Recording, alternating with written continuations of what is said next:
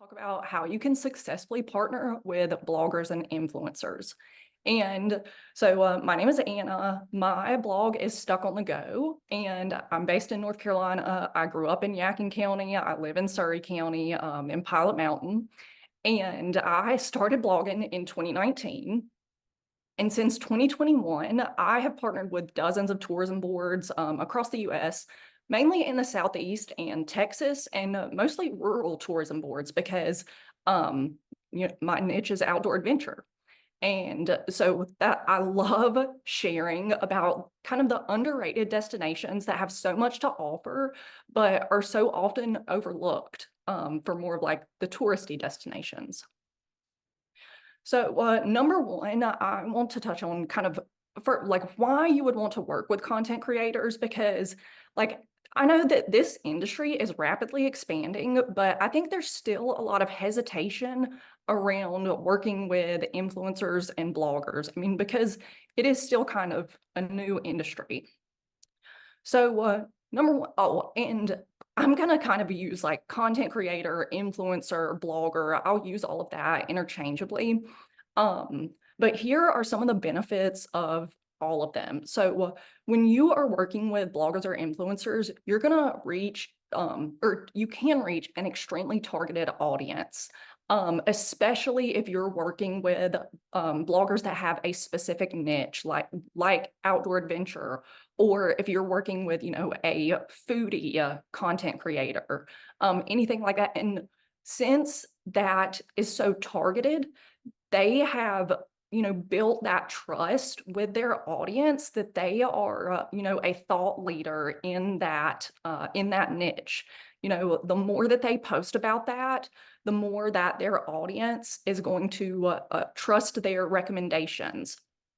And when you work with those, niche bloggers and influencers, that's one of the biggest benefits is, the audience trust that they have built. Because of that trust, you typically get a high return on investment.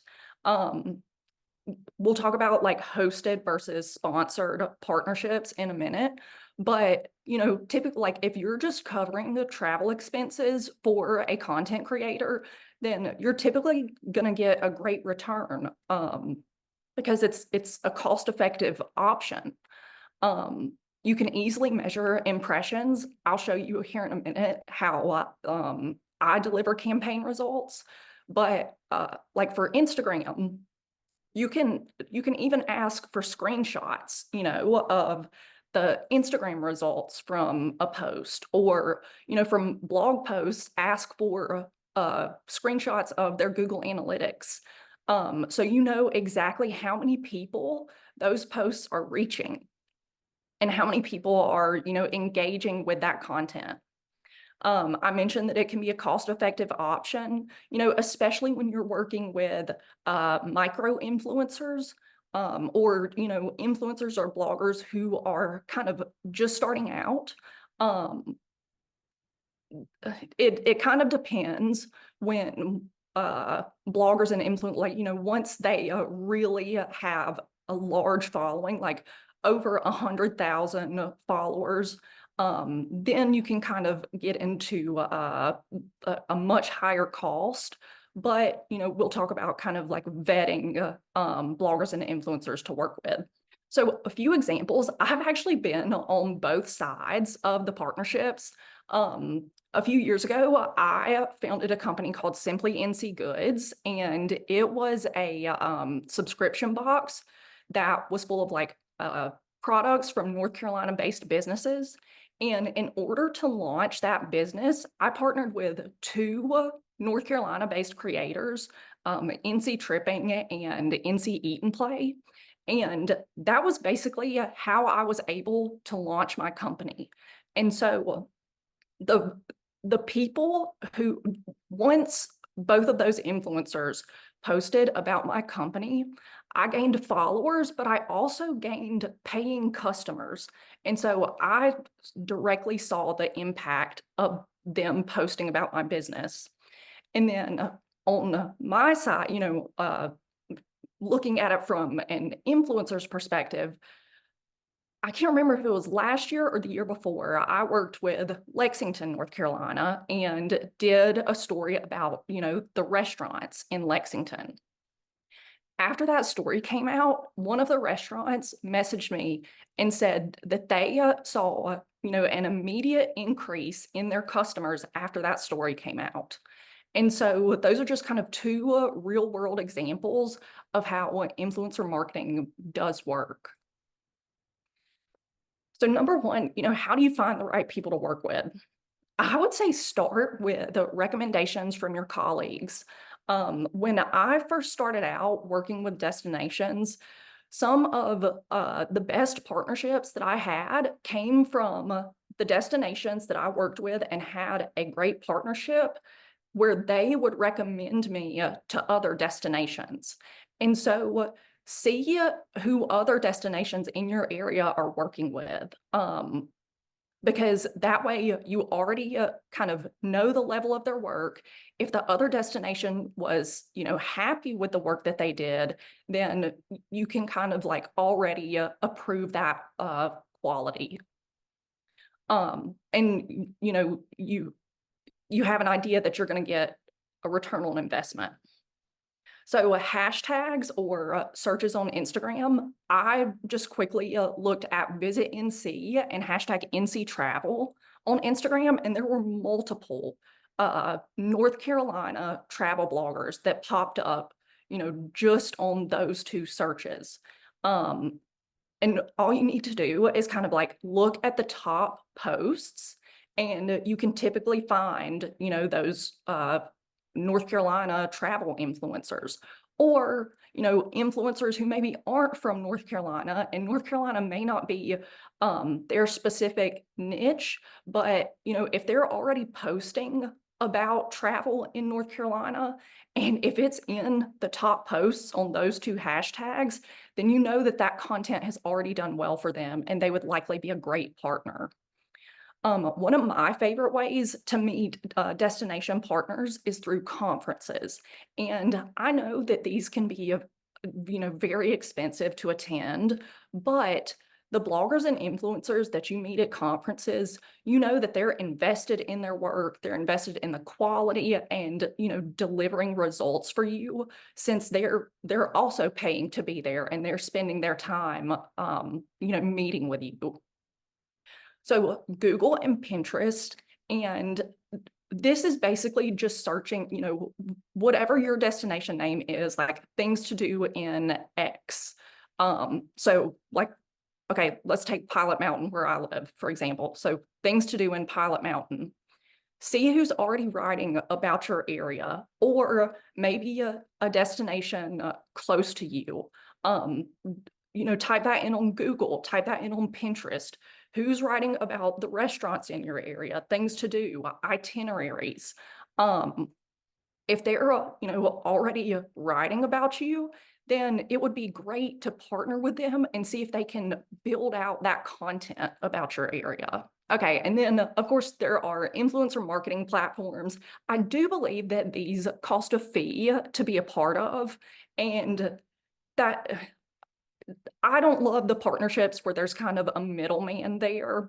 And so, but I just want you to know that that's an option. So Grin, Clear, hashtag Paid, Aspire, those are just a few of the, content creator platforms that are out there. And so once you kind of find a few different creators that you think might be a good fit, here are the things that I would look at to kind of vet those creators and figure out if they are right for you. The number one thing that I would look at is alignment. And you can look at this in the broad sense of, I don't recommend working with like a fashion influencer or a DIY influencer. Even if they have a ton of followers, those followers don't follow them to get travel advice. They follow them to get fashion and DIY advice. And so that is kind of the broad sense of alignment, but you can narrow it down even further and kind of think of it like if your destination, say, is known for museums and restaurants, then you don't want to partner with an outdoor adventure blogger. You want to partner with someone who covers food and culture. Um, at the same time, if the big attraction in your destination is, say, a river where you can whitewater raft, then it would make sense for you to partner with an outdoor adventure blogger, or maybe a family travel blogger if the river is family friendly. So the more the niches align, the higher the return on your investment is going to be, if that makes sense. I would also consider what their primary outlet is. So many bloggers who are like solo content creators, and it's basically a one-person show with them. They have, one main outlet, and then other like for me, my blog is my main outlet, and then social media is kind of secondary for me. Some people, Instagram is going to be their main outlet. And so really consider, what is your goal with these partnerships? Do you want someone with a large social media following and really get out awareness about your destination? Do you want someone that does long form content like blog posts or YouTube videos that have kind of a longer lifespan than a social media post, and can really like get into specifics on your destination? Of course, freelance journalists, I mean, those traditional media, that's, been a thing for years now. And then also, do you want to work with a creator who can provide photos and videos for you to purchase? Those are all kind of things to consider. If the creator reaches out to you and you're not the one that found them, and you're kind of not sure whether it would be a good fit or not, you're not sure if the return would be there to work with them, then ask them for references. You can ask them for case studies. I build case studies for every single partnership that I have, just to show what I've mentioned the return on investment so much, but it really is important, for you to consider that it's one of the main things. And so those case studies can kind of show you what to expect. You could ask for testimonials if they have them. Any of those can kind of like put your mind at ease if you're not quite sure, if it's the right creator to partner with. And then, of course, price. Some creators are going to charge a sponsorship fee. Some are going to be totally fine with a hosted partnership where you just pay for their travel expenses. That you're going to have to consider if it fits your budget or not. And if you don't have a large budget, then consider, maybe partnering with other counties and see if you can split that cost up and the blogger cover that entire area. So, like I said, hosted versus sponsored. A hosted stay is where you're just going to cover their travel expenses. So their lodging, meals, any attraction tickets, and possibly, mileage to and from your destination. For hosted stays, the deliverables, it's going to vary so much. Typically with a smaller creator or someone who is just starting out, you're going to get more than from an established creator.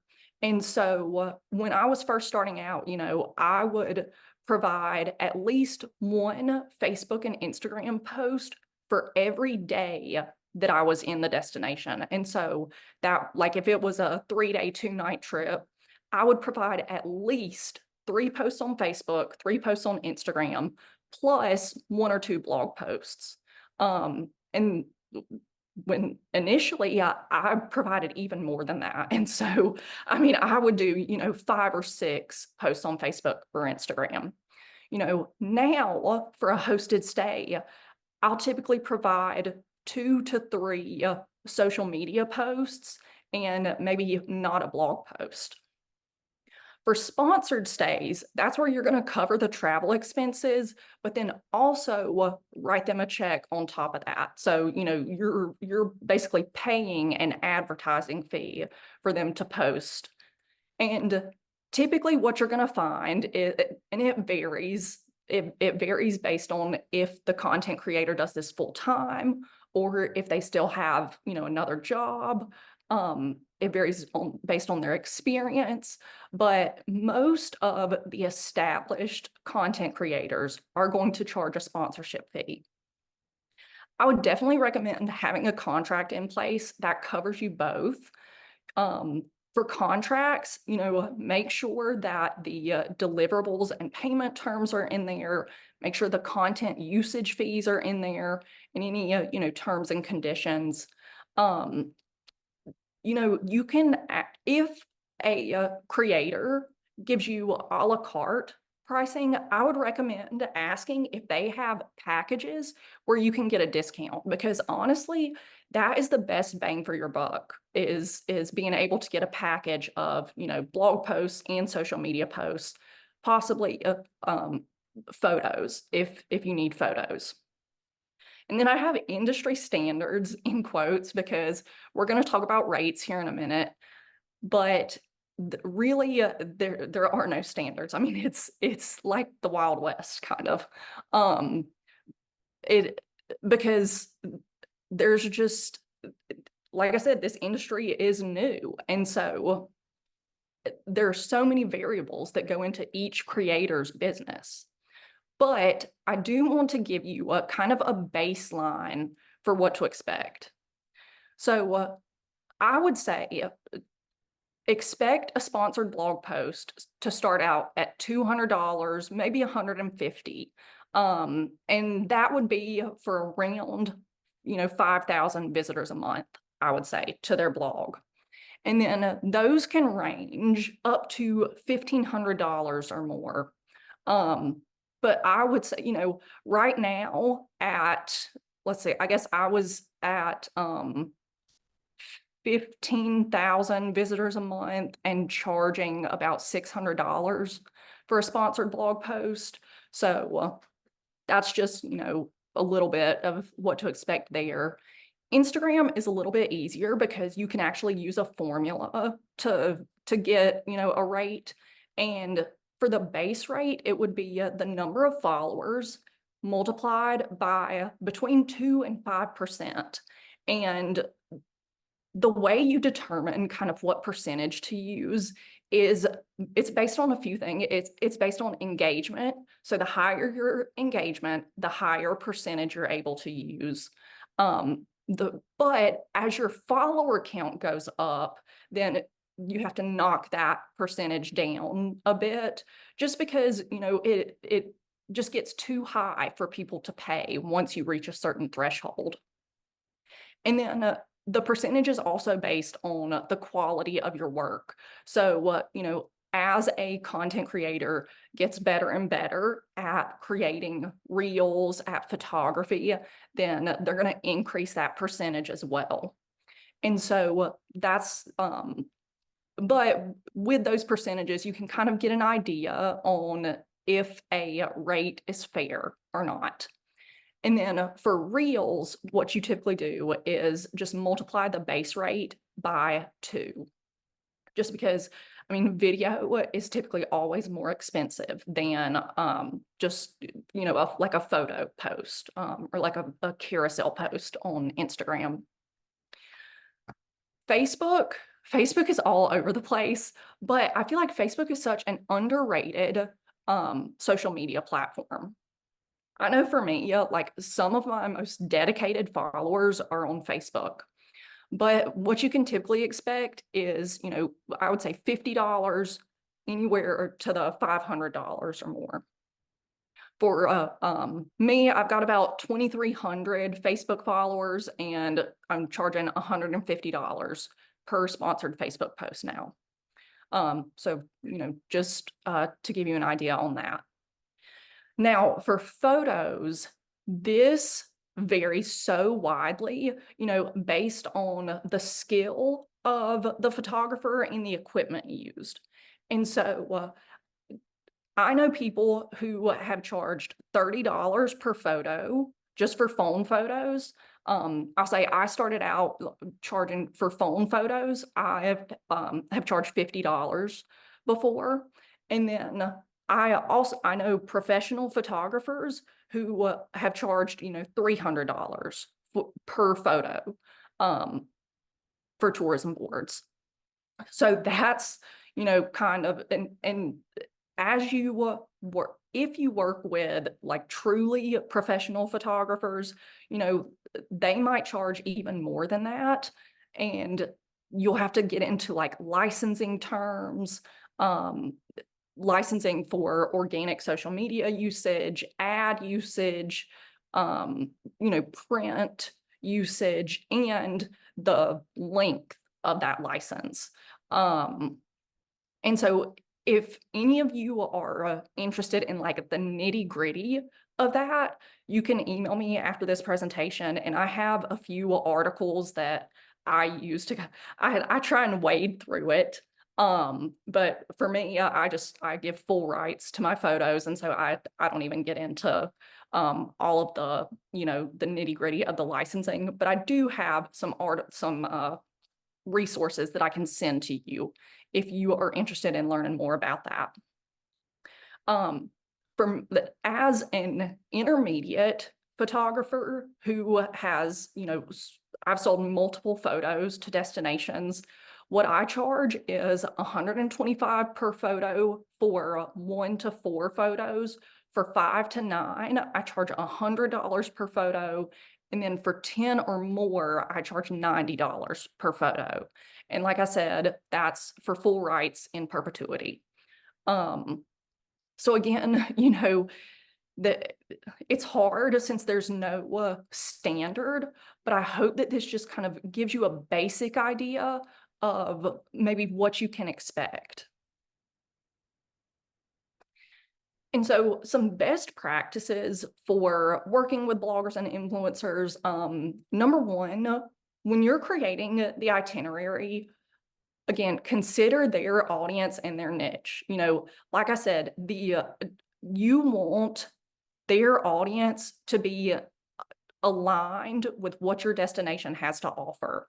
And so, if you are, and I keep using outdoor adventure just because like that's my niche, but if you're working with an outdoor adventure blogger and, on their itinerary, like say you want to highlight an art festival. So I know, like, absolutely, I can go to that art festival and yeah, I'll probably enjoy it. But I know that that content is going to fall flat with my audience because that's not what they're used to seeing. That's not what they're interested in. And so just kind of keep those kind of things in mind when you create the itinerary. And I've had it done both ways. So I would say 80 to 90% of my partnerships, the destination creates the itinerary, but I have had some partners who will just give me a few things that they definitely want me to cover. And then they say that I can create the itinerary. So, that's an option too. When the creator creates and posts the content, share that. That is, marketing materials that you can share on Facebook. You can share their Instagram post to your story, share their articles on Pinterest if you have it, share them on Facebook. You're paying them to create that content, so why not share it as much as you can? And if you have the time, I know the businesses that are mentioned, that, they always love hearing about that. A lot of times I try and send those articles to the businesses, that are mentioned in my articles, but I know it's a time thing, we don't have time to do that always. Request the analytics. Like I said, this kind of shows what you're getting out of the partnership. And so I use Influence Kit to do this. And this is, so bloggers and influencers can get one free report per month, and you can see like the individual posts, results of the individual posts on Facebook, on Instagram. You can see the blog posts. So right here is one of the blog posts that I wrote. And these update, like the analytics update in real time. And so that, if you don't want anything that detailed, you can ask them for screenshots, like I said, of, the Instagram posts or their blog post, whatever they have posted for you. And then I would just recommend, building the relationship. If you find a really good partner, then you're going to want to get in front of their audience as much as you can. I can't remember exactly what the marketing phrase is, but it's something like people need to see something 7 times before they purchase or something like that. Kind of the same thought process is at work here. People need to be constantly reminded, and that they need to continue to see what your destination has to offer. And you're not going to want to build a long-term relationship with every single creator that you work with, by any means. But like I said, when you find a good partner that you really appreciate the quality of their work, you're seeing the return when they send you the analytics, then, I really recommend building that relationship with them. So here are some kind of additional ways to partner that I feel like it's almost like not always taken advantage of, both on the creator side and the tourism board side. And so I have done all of these except written in a visitor guide. But I do have friends that have written sections of visitors guides for tourism boards. But okay, so the first one, photography and videography. And so first, if you're interested in any of these, then you just ask the creator if these are something that they offer, when you're talking to them about coming to your destination. Because so many creators, especially ones that do this full time, they're always looking for ways to increase their income or additional income streams.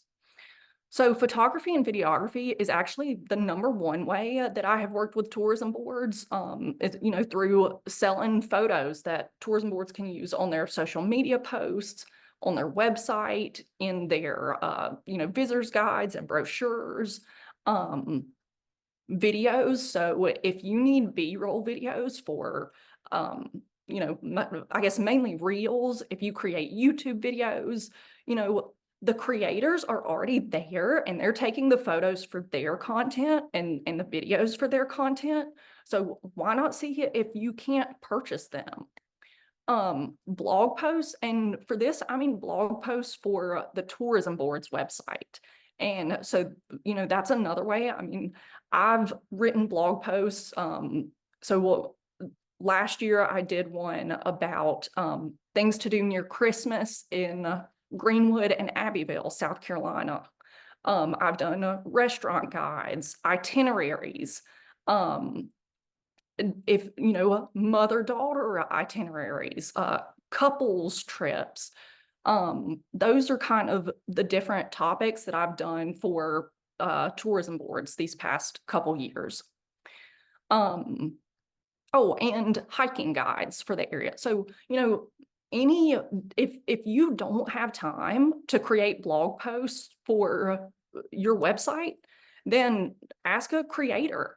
And even better, like if you know that there is a creator that lives, in your area, if you have a local creator, then you could even see if they could write, one blog post a month for your tourism board's website. Like I said, visitors guides. So if you need to update your visitors guides, I mean, a creator can help you write that as well. Social media management, And then email newsletters. This has actually been, one of the popular ways that I have worked with some in the past. This is the spring newsletter that I recently did for Visit Yakin. And it just included kind of things to do, events, and then a few different lodging options. And we've partnered to do one email newsletter per quarter. So if you have a newsletter, that you need to send regular emails out to, this is an option. And for destinations that I travel to, it's more of a why you should visit, things to do, and restaurants to eat at. So those are kind of two versions of email newsletters that you could get creators to do. But it's just a way, like I said, while the creator is there, they're getting all of this content. So why not see if they can help you with your job. And it's kind of a win-win for you and the creator. You get content that you need and they get paid for their work. And yeah, so if you have any questions, I mean, I am always happy to answer questions. If you think of something later, my email is anna@stuckonthego.com. Like I said, always happy if you have, if you're interested in the photography licensing stuff, definitely reach out. Otherwise, that is all I have.